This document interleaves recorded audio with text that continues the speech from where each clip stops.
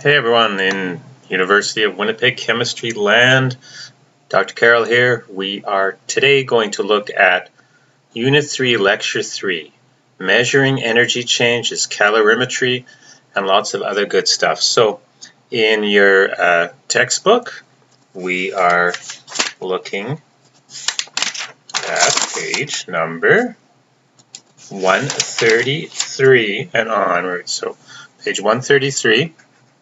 And I also have the PowerPoints open,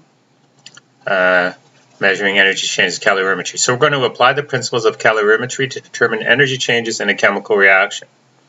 And we're going to use a calorimeter. So that is a device used to measure heat flows that accompany chemical reactions. A styrofoam cup, an insulated styrofoam cup, is a simple calorimeter.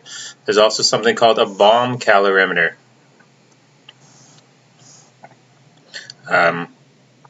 Which we'll get to. Bomb because it is a steel vessel excuse me, with a volume remaining constant. So if an explosion happens, a combustion, the steel vessel hopefully will keep the explosion contained within it, and then there's heat transferred to the surrounding water.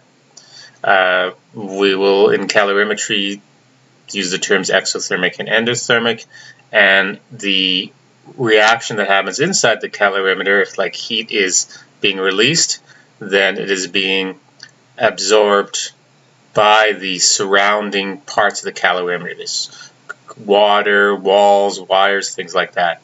And the calorimeter itself has a heat capacity. The heat capacity of the calorimeter times the change in temperature equals the Q of the calorimeter. Okay, so then there's an example there in the slides, but let's look at the textbook a bit more. Okay, so to accurately get bond energies for a given molecule, you can use calorimetry. And so here is an example of a calorimeter in our textbook on page 134. So we have here insulated container, thermometer, which will measure temperature increase or decrease. We have chemicals inside, which undergo a change in energy, and then there is a heat transfer within that calorimeter. The insulated container means you aren't going to get much heat loss outside. The less heat loss you get, the better, more accurate result. So that's my block diagram, and there we have the Q of the chemical reaction inside equals minus Q of the calorimeter. Okay, we talked about this. We can determine Q of the calorimeter from its temperature change using this reaction. So again, the C of the calorimeter is Q of the calorimeter divided by delta T.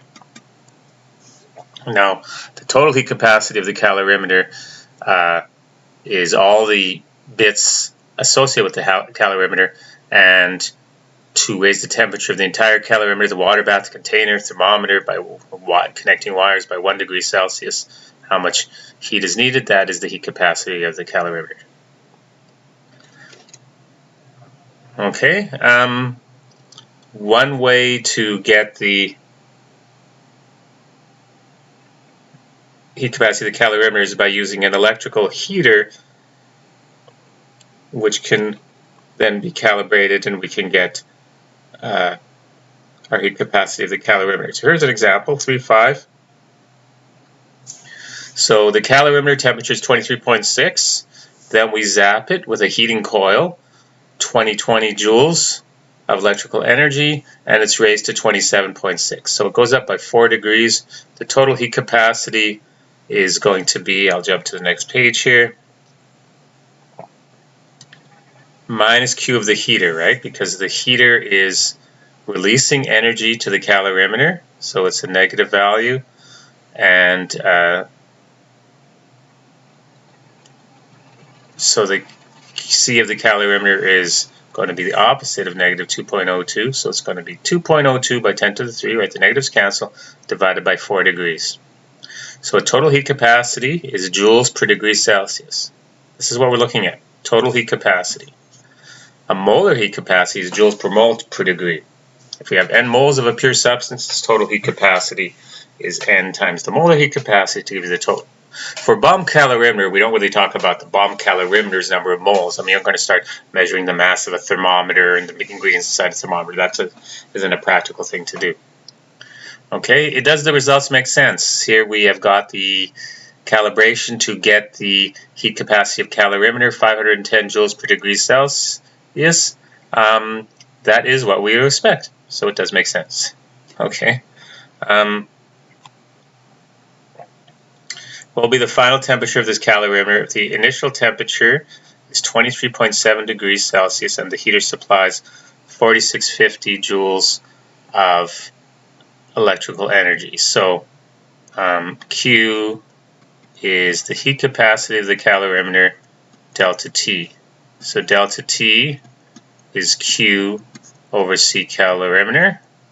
So the Q of the calorimeter is opposite of Q of the heater.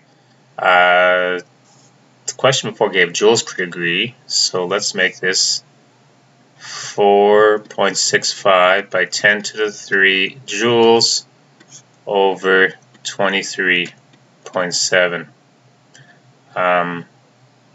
No, not 23.7. I was looking at that and saying, that's not right.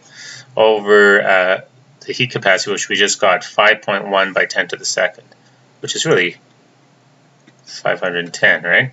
There's the units joules per degree Celsius. So delta T, let's punch that out. So we got 4.65 by 10 to the 3 divided by 5.1 by 10 to the second, which is 9.12 joules per degree Celsius. So if we start with 23.7, then T final is my initial 23.7 plus the change, 9.12. So 23.7 plus 9.12, 32.82. Okay, so let's see the practice exercise, if that is correct or not. 32.82 degrees. 32.8, yeah, that's good. Okay, so that is the first part, just to calibrate the calorimeter. There's different types.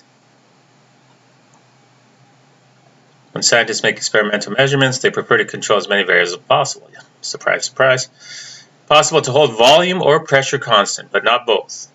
Constant volume calorimetry, the volume of the system is fixed, whereas in constant pressure, the pressure is fixed. Okay, that makes sense. Constant volume calorimetry is most often used to study reactions that involve gases, whereas constant pressure is particularly convenient for studying reactions in liquids. Whichever type of calorimetry is used, temperature changes are used to calculate Q. So here's a constant pressure calorimeter, and you might do a lab someday where you'll do this. So you have a thermolated insulated container like a styrofoam cup. Sometimes you have two styrofoam cups, two nested styrofoam cups. You could even have more. And then we have the thermometer dipped in to a solution and stir it all up so you have a nice uniform distribution of thermal energy. And aqueous solutions containing the reactants are mixed in a cup, and the thermometer registers the resulting temperature change. So the reaction itself is happening in these aqueous solutions. Often it's an acid-base neutralization or a solubility situation.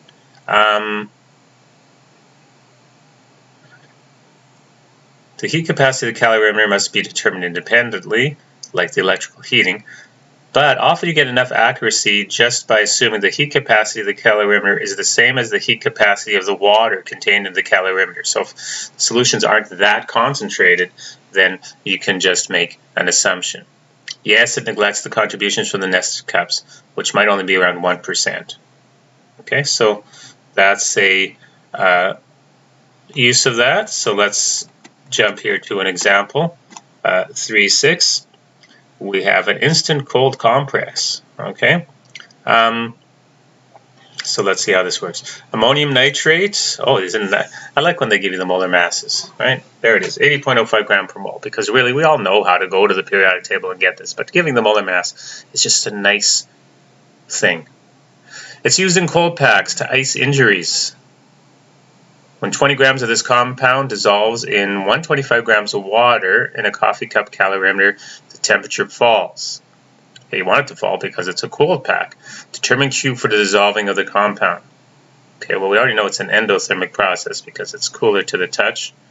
So here's the sketch. We're at 23.5 degrees Celsius. We dump in 20 grams of the compound.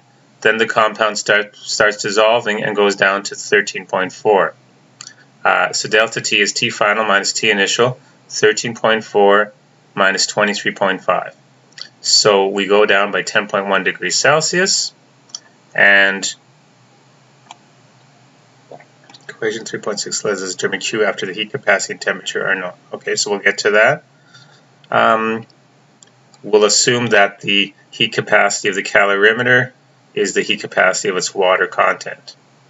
Okay, so the moles of water was 125 or 18.02, find the fancier, and this is from a table we looked at earlier, the heat capacity of liquid water. So the heat capacity of the calorimeter is the moles of water times the heat capacity of water. So moles cancel, so you get joules per degree Celsius. So that is the total heat capacity of the calorimeter.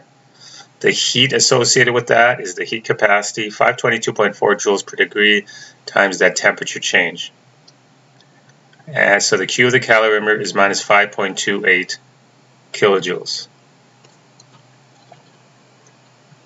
Temperature of the calorimeter falls during the process, which means the calorimeter loses heat as the ammonium nitrate dissolves. The ions gain energy, so the dissolving process is endothermic.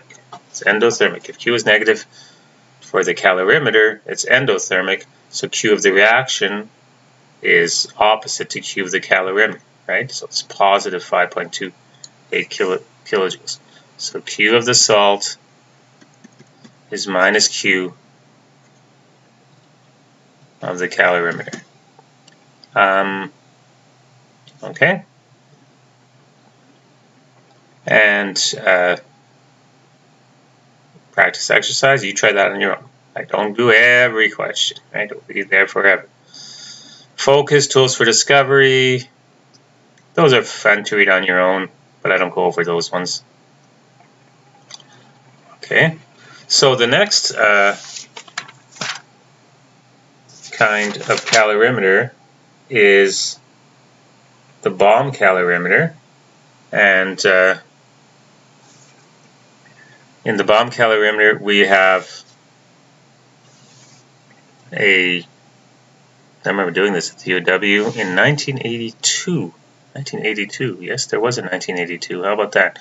We have a stirrer stirring things around. We have a vessel which is going to be pressurized, so that will be our bomb. Stainless steel bucket. We have a pellet, usually organic material, not always, but usually. We have a thermometer. Oh, ours wasn't electronic. This is fancier than ours. Ours was made up of tape and bubble gum. We got an oxygen bomb and we got ignition wires. So we ignite the wires and then we get heat flowing to the surrounding water jacket and the temperature goes up. Okay? Commercial instruments for constant volume calorimetry. So this is constant volume calorimetry. Okay? So we'll do a calculation in a second. Let's just see what's happening here. In a calorimetry experiment, the heat flow results from a process. Heat flow resulting from a process is determined by measuring the temperature change. Yes. Then Q can be related to the energy change. We have to know the work. Heat and work are path functions, however. Remember, this is the first law of thermodynamics. We proceed differently for constant volume than constant pressure. To distinguish between these two different paths, we use a subscript V for constant volume calorimetry and P for constant pressure. That makes sense. So for constant volume, like the one that we're going to look right now, delta E is QV plus WV, and at constant pressure is QP plus WP. A constant volume calorimeter, the chemical reaction is contained within the sealed calorimeter, so there's no displacement. So delta E is just equal QV. For constant pressure, the volume may change, so your work is constant pressure has to be evaluated, and that's going to lead us into a discussion of enthalpy. Okay, section 3.5 is all about enthalpy and its relation to energy. So we're going to look at that in a bit. Okay, what else here before we do our example of molar energy of combustion? Sometimes it's helpful to talk about intensive quantities, so dividing through by mole. So energy change, as we looked at before, is extensive, which means the amount of energy released or absorbed depends on the amounts of substance that react. As more methane burns, let's say, more energy is released. And to report an energy change, you'd have to report the amounts of the chemical substance that generate the energy change. For tabulation purposes, so you can compare one thing to another, you want to do things per gram or per mole. Per mole is most commonly used, and that's what we'll use here most of the time. Experimental measurements by calorimetry usually involve amounts different from 1 mole, so at the end you have to divide through by the number of moles that reacted to get your energy change per mole. So delta E molar is delta E divided by N. So let's see how this works for the combustion of octane. It could be an ingredient in your gasolines. So let's say we have a 0.125 gram sample of octane. There's its molar mass. That's nice. It's burned in excess oxygen, so that's combustion. We know it's going to be exothermic in a bomb, a constant volume calorimeter. The temperature rises from 21.1 to 32.9. What is delta E? So I'm going to get delta T right away. 32.9 by 21.1, 11.8 degrees Celsius. Sometimes I've seen sneaky books where they'll have one temperature in Celsius and the other one in Kelvin. Ooh, that's sneaky. So you have to put them either both in Kelvin or both in Celsius and then take the difference. Okay? So there's my sketch. We start off with 21.1. We ignite the bomb, get our activation energy going, and then the temperature increases. The heat given off by the combustion reaction is absorbed by the calorimeter. Now, this is the same calorimeter we used before, so it's already been calibrated. We know the heat capacity of the calorimeter. We know the mass of the octane and its molar mass, and that's going to be important because we're going to need to get the number of moles soon. And we want to get the Q of the reaction. Delta E is Q of reaction. And so we're stepping out the process here. There's flow charts, but let's get to the numbers. I just want to get to the numbers. So Q of the calorimeter is C of the calorimeter times delta T. So 5.1 by 10 to the second joules per degree Celsius times 11.8 degrees Celsius. And then we're going to divide by 1,000 because we want to end up with kilojoules. So 6 kilojoules, fine. So then delta E is negative 6. Okay, so the calorimeter soaks up those 6 kilojoules that happen because of combustion. The number of moles of C8H18 is the mass. So it's 0.125 grams over the molar mass, 114.2 grams per mole. And you get 1.09 by 10 to the minus 3 moles. So then the delta E molar is delta E over N.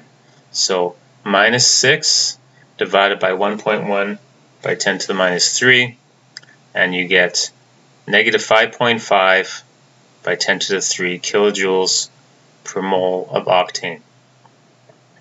Okay, and so notice how I have to get the per mole of octane so I can compare it to other fossil fuels, let's say. So that is how you use a bomb calorimeter.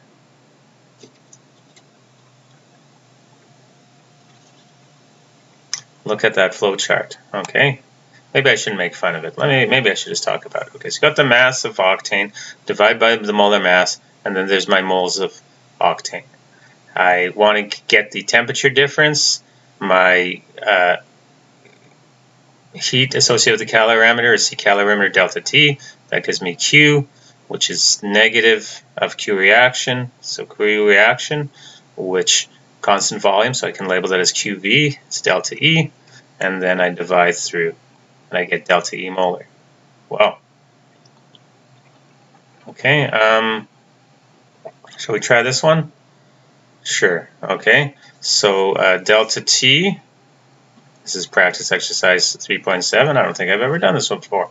The temperature rises from 23.5 to 29.9. So it's going to be 29.9 minus 23.5, 6.4 degrees Celsius.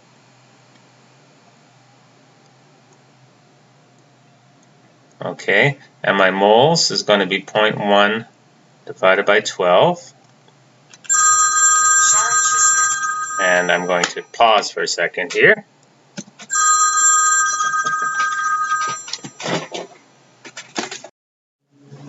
Okay, so let's continue on after that pause. Too many things are happening at once. So my N is 0.1 divided by 12 is 0.00833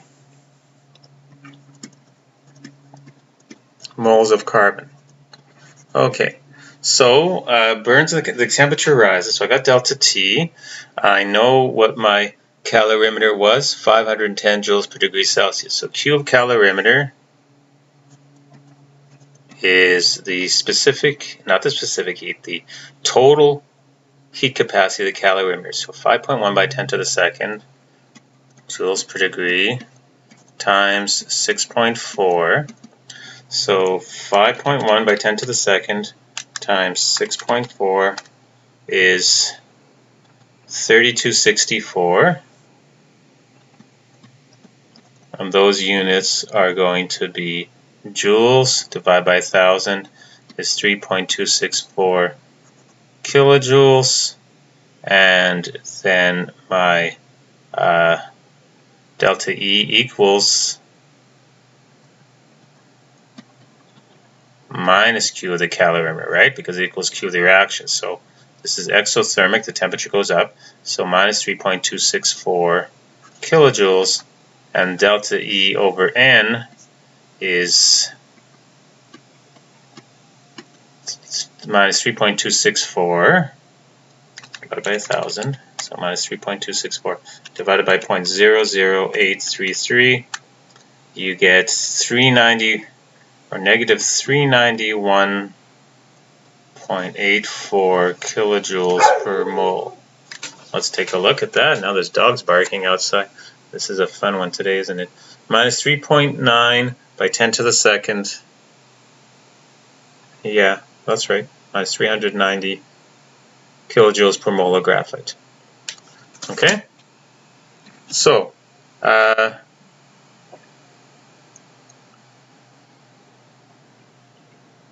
we have some examples here, some section exercises for you to try on your own, both constant pressure and constant volume calorimeters. So try those section exercises 3.4.1, 3.4.2, and 3.4.3. So after calorimeters, the second part of our lecture today is going to be on enthalpy, and in your textbook that is on page 141. So enthalpy is a state function that was created because lots of experiments are done at constant pressure. Okay, most laboratory experiments are performed at constant pressure. Thus, the heat flow measured using the heat flow measured using QP approximates heat flows in many real-world processes. Okay, so work may involve, so we can't directly create that, associate with that with delta E, but we have this new thermodynamic function called H. So here, this book decided to talk about work of expansion now. I've already talked about it, so I'm going to jump to the appropriate equation, which is this, that definition of enthalpy. Here we go. Enthalpy, H, is E plus PV. Oh, by the way, this book's a bit annoying. They use lowercase p for pressure sometimes. I don't like that. H equals E plus PV. Okay? It is a state function because energy is a state function, pressure is a state function, and volume is a state function. So H is E plus PV. If we're looking at the change, delta H equals delta E plus PV. And then I can put the change in front of the delta E and the delta PV. If it's constant pressure, I can put the pressure in front. So I get delta H equals delta E plus P delta V. As some of you might think, yeah, this is calculus actually. When you get to this, if you really want to get into it, it's calculus. The quantity on the right is QP. So a simple equality links delta H and the heat flow. So delta H equals QP. Now how do I know that the quantity on the right is QP? Because over here, delta E equals QP plus WP. If we're talking about working expansion, it's QP minus P delta V. So QP equals delta E plus P delta V, which is exactly what I showed here. And so that's going to be delta H. In words, enthalpy is a thermodynamic function that describes the flow of heat at constant pressure. And delta E is the thermodynamic function that describes heat flow at constant volume. So just as the heat flow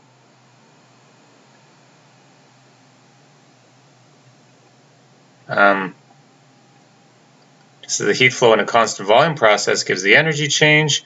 The heat flow in a constant pressure process gives the enthalpy change, like the coffee cup. So QP would be if we were looking at a coffee cup calorimeter, and QV would be if we're looking at a bomb calorimeter. Whereas a constant volume calorimeter provides direct measure of energy change, a constant pressure calorimeter provides a direct measure of enthalpy changes. Okay. Units are the same, enthalpy and entropy. Joules or kilojoules, often kilojoules per mole. Energy is a fundamental thermodynamic property. Enthalpy was defined for convenience at working at constant pressure. Enthalpy changes and energy changes are related through the PV product. So I just a bit of a summary here. So delta H is delta E plus delta PV. Properties of calorimeters, constant pressure. Solutions are often used. QP equals delta H like a coffee cup. I just said that. Constant volume, the reaction medium, usually gases, and QV equals delta E. So a bomb calorimeter, for example. For solids and liquids, volume changes are pretty darn small compared to everything else. So enthalpy and energy changes are essentially equal for processes that involve only liquids or solids. So, for example, let's say I was dissolving some ammonium nitrate in water. Earlier on we showed that 20 grams would absorb 5.28 kilojoules of energy when the compound dissolves in a coffee cup. So delta H would be 5.28. And then I could divide by how many moles. There would be 21.1. And it turns out that delta E, since there's no gases involved, is around the same as 21.1. Okay?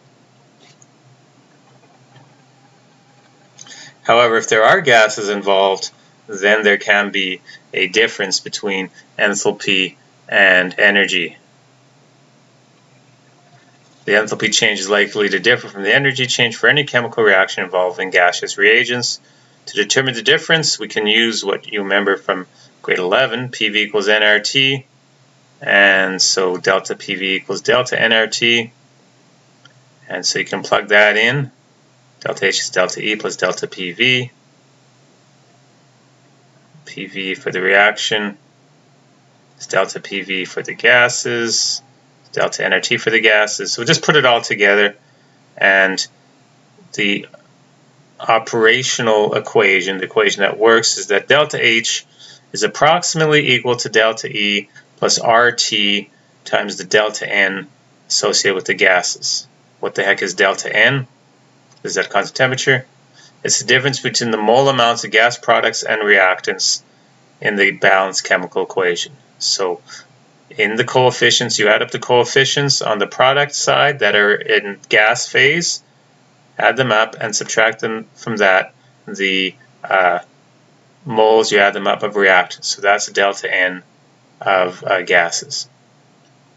Example 3.8 demonstrates a typical magnitude for the difference between delta E and delta H. Find the difference between molar delta H and delta E for the combustion of octane. Okay, so we have no specific data. What do we need? So delta H is delta E plus RT delta N. We can balance the equation. Well, we want just 1 mole of octane. It asks about 1 mole of octane, molar. So C8H18 liquid plus 25 halves O2 goes to 8 CO2 gas plus 9 H2O liquid. In this example, I'd have to be specific because sometimes you get H2O gas in these questions. So to find the difference, delta H minus delta E is just RT delta N. R is the gas constant, T is the temperature, must be in Kelvin, and delta N gases is going to be gas moles products minus gas moles reactants. So it's 8, right? This doesn't count because it's in liquid, and this is 25 over 2. So delta NG is minus 9 halves. Temperature is 298. So delta H is 8.314. That's one of the units for the universal gas constant. Delta H minus delta E is 8.314 joules per mole per Kelvin times the temperature, 298 Kelvin. So the Kelvins and the Kelvins to minus 1 cancel, times negative 9 halves moles of gas per moles of octane. And we're going to end up with minus 11.1 kilojoules per mole of octane. Okay, so that is the difference between delta H and delta E. Are they big? Well, let's see. The difference is negative because the number of moles decreases. Okay, so that's why you get a negative sign. Fine. The volume change, therefore, is negative. So delta H is more negative than delta E. And this is typical. So 11.1 is typical for these. Okay. So you can get more practice with those ones if you want. Typically in questions like these, they ask, well, which one would the difference be the smallest? So what you're looking for is where do you have the least value for delta N? And if delta N is 0, well, that is the dream. Okay.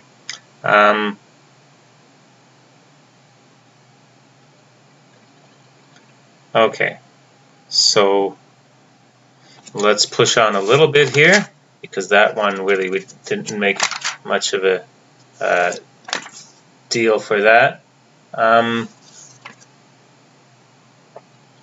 Energy and enthalpy of vaporization, two processes for which delta H and delta E differ significantly. Okay, so we're just continuing on a little bit with that. Is vaporization, going from a liquid to a gas, and sublimation, going from a solid to a gas. So you have delta H is 40.79 at the temperature at which water vaporizes from a liquid to a gas. So that's the number that's measured. And here we have iodine subliming from a solid to a gas, and delta H's sublimation is 62.4. and your delta N is 1 in both cases.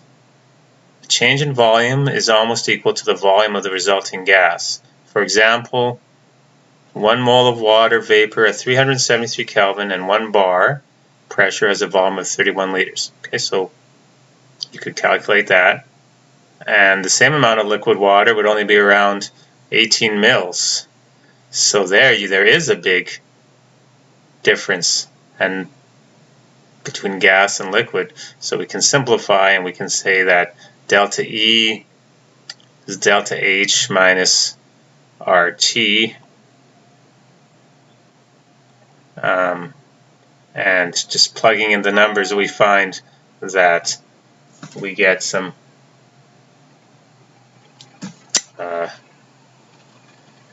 values here, where delta E is going to be delta H of vaporization minus RT, and then where do we get to 31 kilojoules per mole from? Oh, we did that higher up, didn't we? V over N. But where do I get the 3.1? I'm going to go through here.